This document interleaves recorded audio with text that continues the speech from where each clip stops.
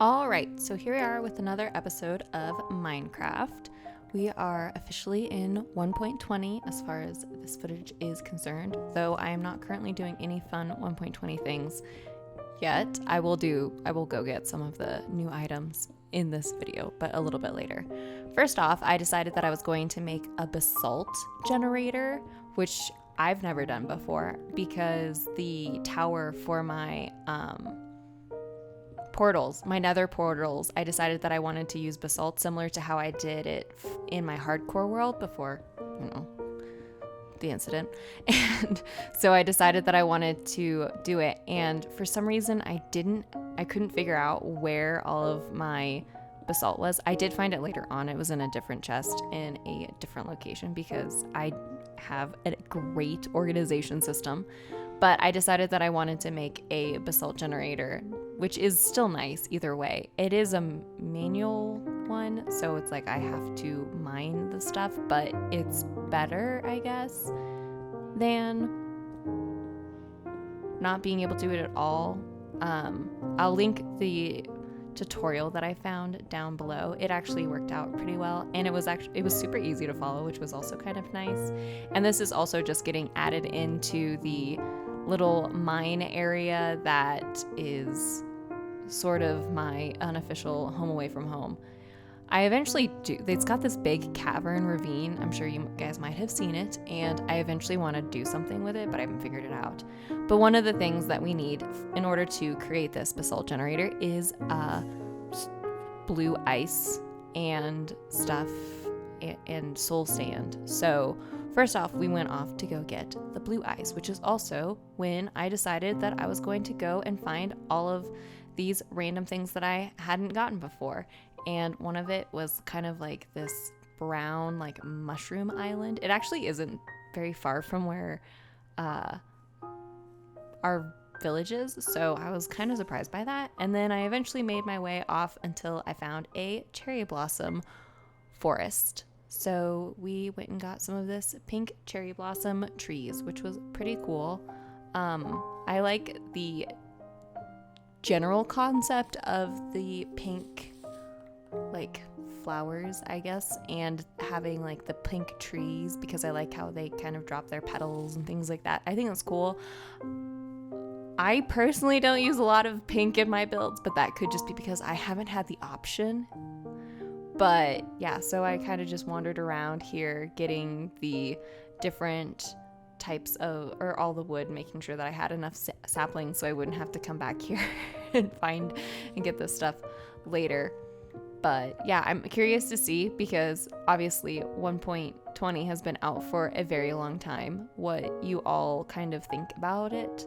I still, as far as like updates go, I prefer the deep dark, but that could just be because I have more experience doing it, whereas like cherry blossom is more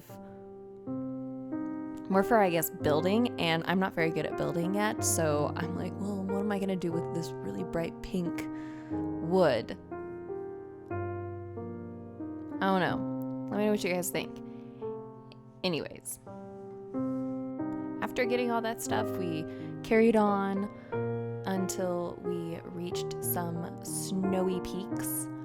I don't really know why I bothered to fly all the way there. Well, I mean, I guess I wanted to see if I could find a cherry blossom tree because I technically have a portal to get me there.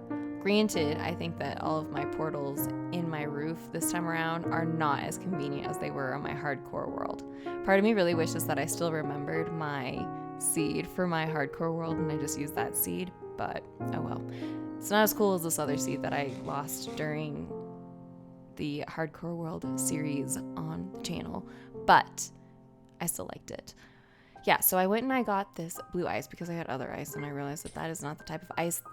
Not all ice in Minecraft is made the same, which was, I knew, but I didn't like really know. And so I went and got that, and then I headed off to the Nether where I went to go get the soul sand for the final parts of it, which was kind of nice. This is close to the area where I do all of my netherite mining.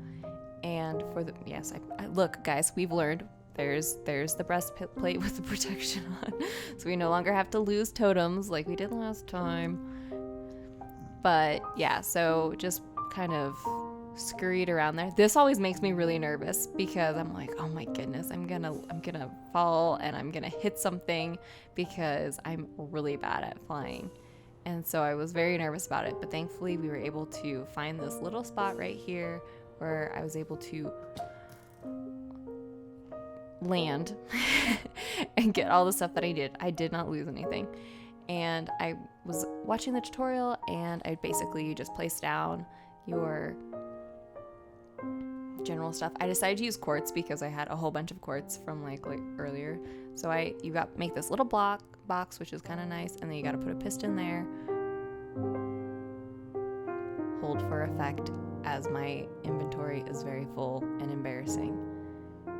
And place the piston down, and you're like, oh wow, that's cool, or whatever. Then you gotta put your observer pointing. I don't like the fact that every time, I don't know why, but every time I place an observer down, I always think that it should be pointed like with its face pointed towards you, which I know is not the way it's supposed to go, but that is how I feel all observers should be placed.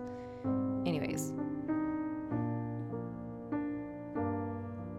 are there any other farms that you guys think that I should like try to build, I guess? Because there are a couple of them that I've thought about, but I haven't actually. I don't know whether it's necessarily entirely worth it. I know that you can make like really fancy like tree farms. I really like the iron farm that I made, and what other farms have I made? Technically, I made my mob farm, but I can't say that I'm very pleased with it. I kind of want to tear it down because it's really ugly, and it doesn't work necessarily to the extent that I would like it to work. But yeah, I don't know. I go back and forth when it comes to like what other farms I could add to it. I like my mud farm, and I like the pumpkin farm, so maybe I should just expand the pumpkin farm. I'm not quite sure. And as you can see, we were finally able to actually get this thing working, which was a really nice improvement. This was probably one of the easiest farms that I've made with very little like dilemma, I guess, to it, which was a very nice change of pace. Oh, and this is when I'm deciding to like add a lever so that it doesn't like turn on and off type of thing, because I also think it's funny that I have these two chests, but I have an entirely full inventory, so I have to keep swapping things around. There we go. That's what we're looking for. But yeah, so pretty excited with how it turned out. It actually worked, which was a nice change of pace.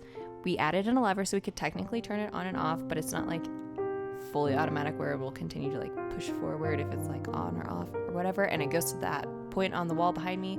So all in all, it works pretty well. And so now I can use it to tower up and start working on